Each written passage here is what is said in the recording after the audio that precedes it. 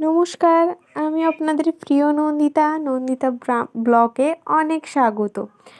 দেখুন, বলতে বলতে দীঘা পৌঁছে গেছি আর আমার অবস্থা একদমই খারাপ। তাই বলে চলুন দীঘায় গিয়ে কী করি সেটা আপনাদের সাথে শেয়ার করছি। এখানে ভাই চড়বে গাড়ি, মানে দিদির ছেলে, ও চড়বে গাড়ি, তাই একটু গাড়ি নিলাম, গাড়িতে বসালাম ওকে।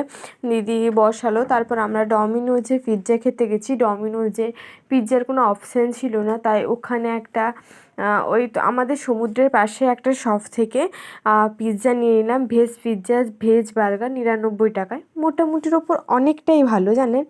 এবার আমরা সমুদ্রের পাড়ে বসে হাওয়া খেতে খেতে পিৎজা আর বার্গার খেতে খেতে চলুন আজকে বাড়িতে পিসিমণির বাড়িতে বলতে গেলে দ্বিতীয় দিনের রাত। তাই এই তো দেখুন, এখান থেকে আমরা নিয়ে নিলাম 99 টাকার পিৎজা আর বার্গার। এবার নিয়ে আমরা রওনা দিলাম বাড়ির পথে। আর সকালবেলা ঘুম থেকে উঠে একদমই কুয়াশায় চাদরে ঘেরা আকাশটাকে দেখে মনটা সত্যিই ভরে গেল।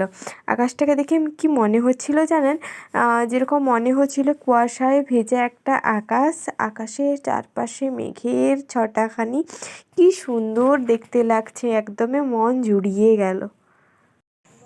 না ঠিক রাত্রির বেলা কিছু বোঝাস না, পুরো কুয়াশায় ঘেরা, আর এই গোলাপ ফুলেদের উপর পড়তে কেমন লাগছে এখানে, তা কুয়াশায় ভেজা ছাদে দেখুন কি সুন্দর ঠান্ডা লাগছে। এখন বাজে সকাল 8টা থেকে 9:30 পর্যন্ত, এখনও কুয়াশা যাচ্ছে না। তো চলুন কুয়াশা দেখতে দেখতে আজকে ব্লগটা এখানেই শেষ করছি।